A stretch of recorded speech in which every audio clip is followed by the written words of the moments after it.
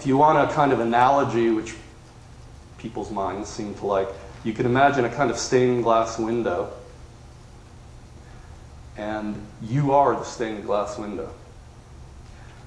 You look at yourself and you notice you're broken. You have pieces broken out of you. You know, like a big stained glass window. There's hunks missing, battered, abused, chipped, wounded, rejected, you know, the whole trip that we all have. So we look at ourselves and we go, fuck.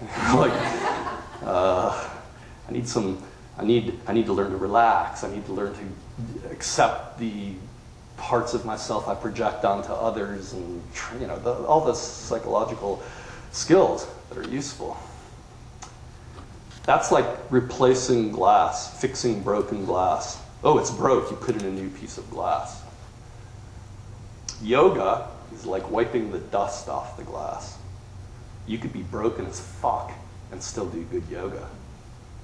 Really. I mean, as you'll see, many yogis are. So you could be entirely dysfunctional therapeutically, psychologically, emotionally. You could be a wreck and still be a master yogi. You don't have to be. I mean, the whole integral approach tries to address all that, but nevertheless, they're separate. So yoga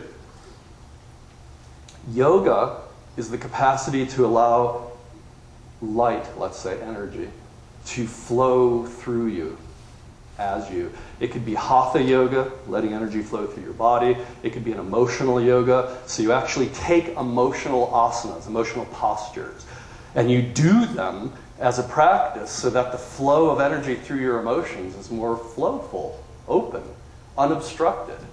It doesn't fix the parts of you that are broken. It just takes the dust off. It makes you more transparent, more translucent. You seem more able to flow with energy at every level. And then spiritual practice, it doesn't involve fixing the glass, nor does it involve making it more transparent to the flow of light. And again, these are just my words. Spiritual practice per se is realizing you are the light. In moments of realizing you are the light, there is very little motive to do much about fixing the glass or dusting it off. Not that you shouldn't. There's just not a lot of inherent motive. You're the light. So in the position of being the light, which all of us are at any moment, we're willing to stop looking through the glass. That light's coming through everyone equally. Or fully, let's say. It is everyone. It is everything. So when you're identified with that, you're essentially as moved to fix this, that, him and her, and as you are you. There's no sense of, oh, I got to deal with myself. It's a universal dealing because you are the light, not the glass. So those of you who feel you are broken or less functional than you can be, in those moments, you need therapy. Let's say sexual therapy if we're looking at sex. When you're not feeling particularly stuck in your dysfunction, but you're feeling kind of obstructed in the fullness of your flow, you need yoga. Totally different circumstances. Yoga, the way I'm using the word, is an art. It's an art form. What's the right environment for art? Is it safety, quiet, spaciousness?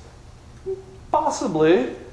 Sometimes it is. But really, I mean, those of you who have done art in your way, and by art it could be musicianship, painting, raising your children as an art, singing.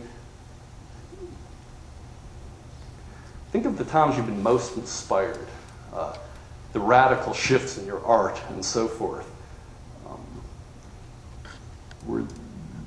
I don't know how much you guys talk in front of each other, but usually most artists find those places at temporary extremes. Raise your hand if you know what I'm talking about. Okay. So for art, you want to create temporary extremes. And that's true whether you're like an artist painter, like Picasso, chain smoking, abusing women, working, you're keeping it out there, and that's how you do art. Not all the time, but if you know any artists, or you yourself are an artist, you know that whatever, drugs, sex, and rock and roll could be a big part of it. But so is just the emotional drama and tension of life could supply enough for good art. Very different from therapy. So if you want to make sexual art with your lovemaking, you want to go to the extremes. If you want to do therapy, sexual therapy, you want a safe environment. Totally different approaches. Shouldn't be mixed. Confusing when mixed. You know, like, I'm hurt and let's make art. Jesus Christ. I would like to practice sexual yoga. Do you love me? It doesn't work that way. If you're worried if you're loved, you need therapy. If you are ready to be light, even though everyone hates you, you're ready for yoga.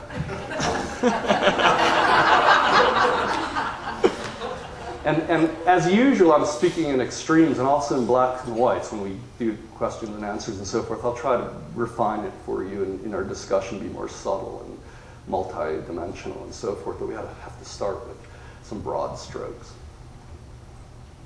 Now, spiritual practice, the recognition that you are light, has absolutely no conditions for it whatsoever. And if you know of any, tell me. I've never seen anyone become spiritually open as a result of practice, personally. Let me say that as directly as I can. Take any modality of practice, Tibetan Buddhist meditation, Hatha yoga, or I guess we're talking about yoga separately from spiritual practice. So let's just say Christianity, Judaism, Buddhism, all of that. How many people do you know that are brilliantly enlightened from doing regular practices? And how many people do you know who have practiced regularly that are kind of just, I don't know, deluded jerks or just average people? And are the people you know the result of the long-time practitioners that you know? Are they more open than your grandmother?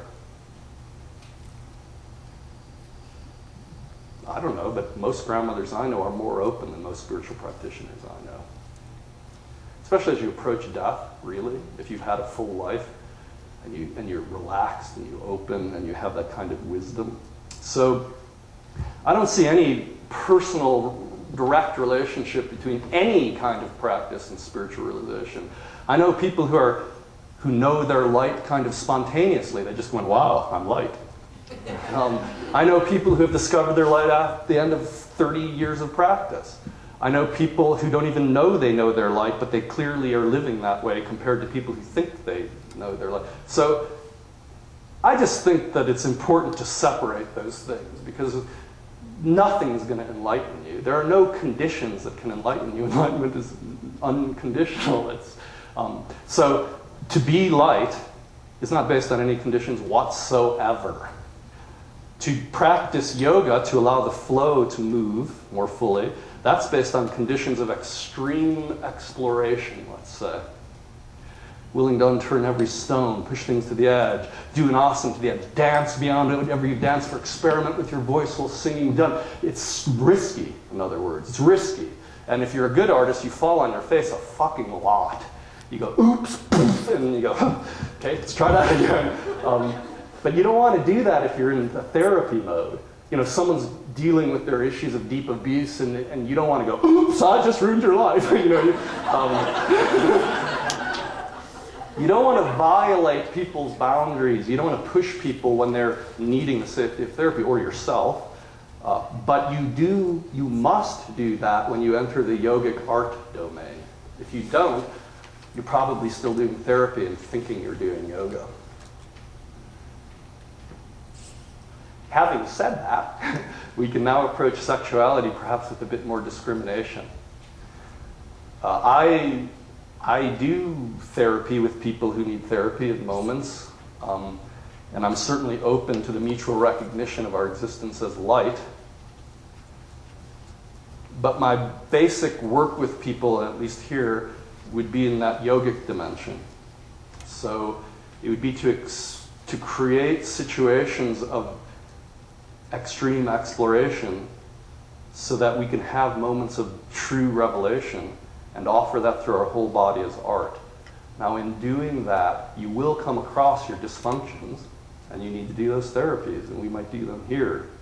And you may also have moments of flashing and realizing your light, and at that moment, there's no need for any practice. There's nothing.